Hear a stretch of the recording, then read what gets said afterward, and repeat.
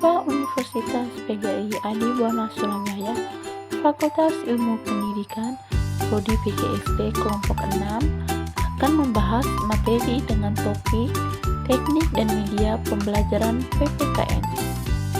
Perkenalkan, saya Angela Devorameo dengan NIM 2380074 dan rekan saya Nabila Azani Hanifa dengan NIM 2380095. Subpokok bahasan yang akan kita bahas di bab ini, yang pertama, teknik pembelajaran aktif atau active learning. Yang kedua, pemanfaatan media visual, audio dan digital. Dan yang terakhir, komik digital, video edukasi dan permainan edukatif. A. Teknik pembelajaran aktif atau active learning. Menurut Silberman 2010, teknik pembelajaran aktif atau active learning adalah kegiatan belajar yang lebih mengajak peserta didik untuk terlibat secara langsung melalui pengalaman nyata daripada konsep atau sekedar teori. Melalui pembelajaran aktif, guru akan mengondisikan siswa untuk selalu mengalami pengalaman belajar yang lebih bermakna dan senantiasa berpikir tentang apa yang dilakukan selama proses pembelajaran. 1. Tujuan teknik pembelajaran aktif atau active learning. Yang pertama, meningkatkan keterlibatan siswa dalam pembelajaran.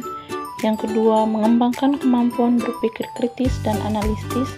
Yang ketiga, menumbuhkan kolaborasi dan kemampuan komunikasi. Yang keempat, membantu siswa memahami dan mengingat materi dengan lebih baik.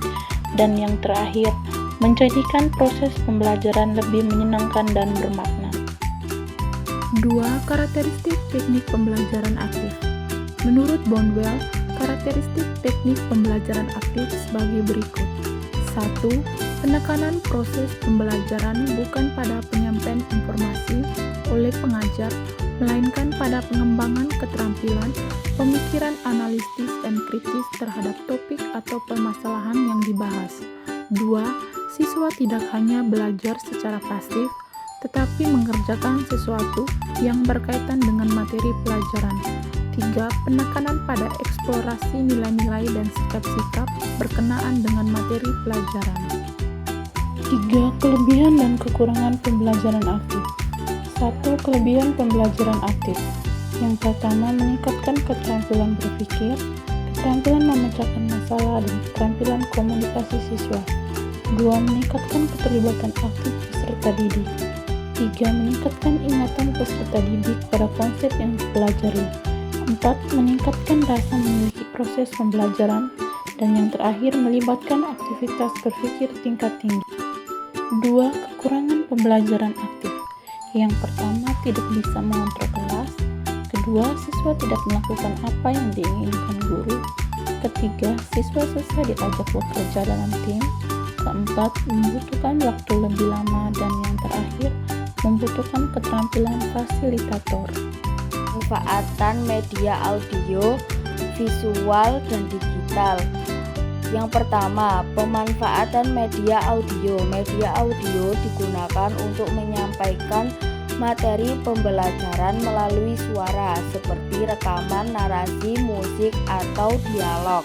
Media ini sangat efektif untuk mengembangkan keterampilan mendengarkan siswa, meningkatkan daya imajinasi, dan memusatkan perhatian pada kata-kata dan bunyi.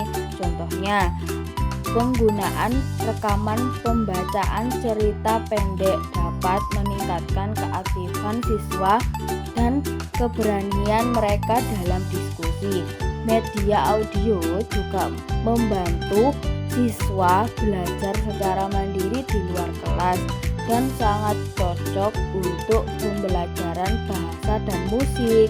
2. Pemanfaatan media visual.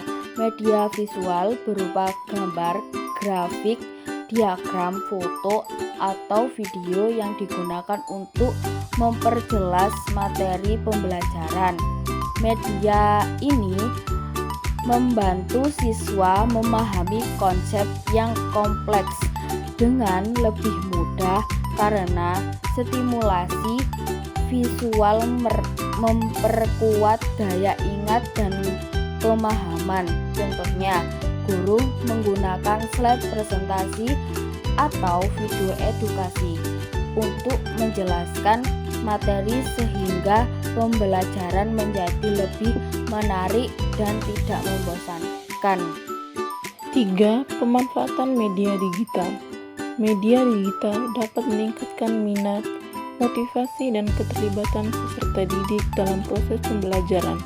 Contohnya, e-learning memungkinkan pembelajaran yang lebih interaktif dan memberdayakan siswa untuk aktif dan berpartisipasi serta berdialog dalam pembelajaran. C. Komik digital, video edukasi, dan permainan edukatif. 1. Pemanfaatan komik digital. Komik digital adalah media visual yang menyajikan cerita bergambar secara interaktif dan dapat diakses melalui perangkat digital seperti laptop, tablet, atau smartphone. Manfaatnya adalah sebagai berikut. 1. Menyederhanakan materi yang bersifat abstrak atau normatif. 2. Meningkatkan minat baca siswa karena tampilan visual yang menarik. Yang terakhir, memudahkan siswa memahami tokoh, peristiwa, dan nilai moral dalam konteks kehidupannya. Selanjutnya, yang kedua, pemanfaatan video edukasi. Video edukasi adalah media audio visual yang menyajikan materi pelajaran dalam bentuk narasi visual yang bergerak. Dalam PPKN, video dapat digunakan untuk menyampaikan peristiwa, sejarah, proses demokrasi, praktik bernegara, hingga nilai-nilai kebangsaan. Manfaatnya adalah sebagai berikut. Yang pertama, meningkatkan pemahaman siswa terhadap konsep abstrak melalui visualisasi nyata. Yang kedua, membantu siswa melihat penerapan nilai-nilai PPKN dalam kehidupan sehari-hari. Yang ketiga, menstimulasi diskusi kelas dan pembelajaran berbasis relaksasi. Yang ketiga, pemanfaatan permainan edukatif. Permainan edukatif atau education games adalah aktivitas permainan yang direncanakan dengan unsur pendidikan di dalamnya. Dalam konteks PPKN, permainan dapat melibatkan kuis interaksi, simulasi sidang, role-play, break game digital, dan lainnya. Manfaatnya adalah sebagai berikut: meningkatkan keterlibatan siswa dalam proses pembelajaran atau aktif dan menyenangkan, menumbuhkan kerjasama, sportivitas, dan tanggung jawab sosial, melatih pengambilan keputusan dan berpikir kritis dalam konteks kewarganegaraan. Sekian presentasi dari kelompok kami. Maaf apabila ada salah kata dalam pengucapan. Wassalamualaikum warahmatullahi wabarakatuh. Goodbye. See you the next